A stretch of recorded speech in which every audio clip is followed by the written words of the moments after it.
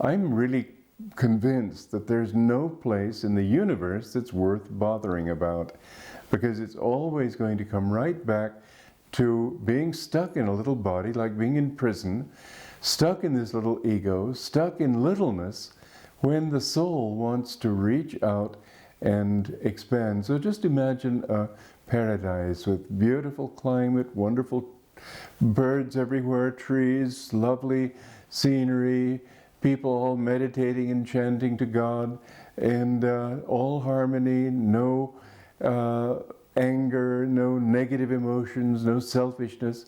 It's still going to be limited. The very thought of going to paradise, going to a high astral planet, still seems so limiting compared to what we really want, which is omnipresence. That's what the spiritual path is all about.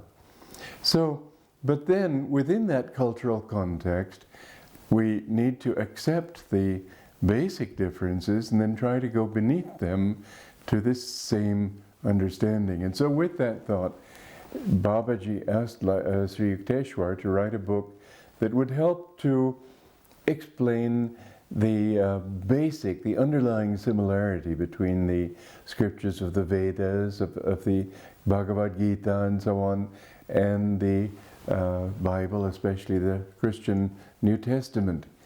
And so Sri Yukteswar wrote this book, and it all seems a beautiful thing until you realize that this is a book that practically no one's ever going to read. It's an irony that it's, I used to think, well, gee, if Babaji really wanted him to show and to demonstrate the oneness of these scriptures, then is it really the Master's will that they do it in such a way that it might as well as be in Chinese? There aren't, obviously there are many passages in the Holy Science that are easy to understand, but there are a lot also that are not. In fact, I remember a person saying, I was with Master, and this woman, Mrs. Carol Neely, her name was, she was there to edit, and I had mentioned that I found the book hard going, and she said, oh, I'm surprised, I find it easy.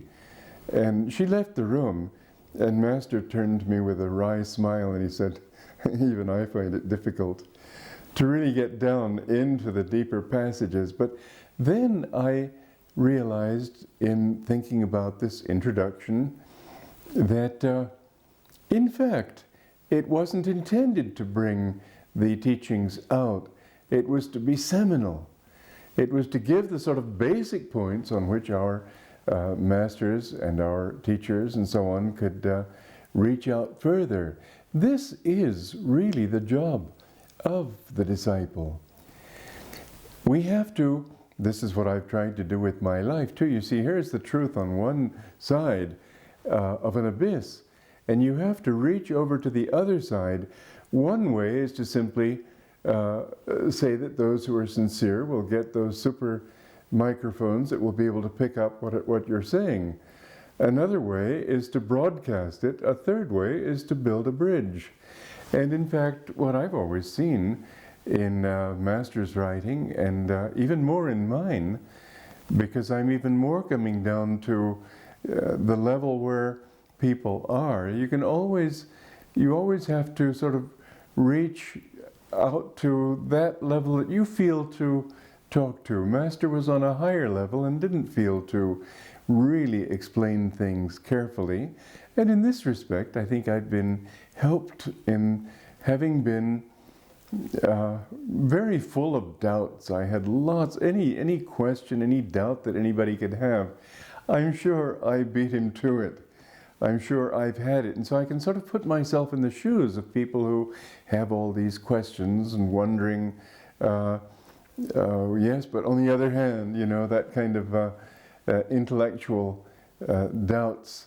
Well, it's been good for me for two reasons. One is that I've overcome it. I don't have any of that now. But the other is that I can really understand where people are coming from who do have it and can help them. Well, to come back to the work that Master and our line of gurus has brought into the world, I see that it's really process of development. Sri Yukteswar gave the seed. It was seminal. Then Master took that and explained it in greater depth. And what he did, in fact, I remember I was with him when there was a guest there, a professor from Columbia University, and he asked Master, why have you written on just the Bible and the Bhagavad Gita, since you call your church a church of all religions? And Master's answer was very simple. He said, that was what Babaji wanted. This whole thing began with Babaji, and it began with Jesus' request to Babaji. Our job is to try to carry out the mission of the Masters and not just concentrate on what our particular Guru did, because he was doing it on behalf of the Masters. Really, to understand Master and his mission is to understand Sri Yukteswar's mission, is to understand Lahiri Maharshmai's mission, is to understand Babaji's mission, and that commission that Christ gave him, that Jesus gave him, to bring these teachings to the West.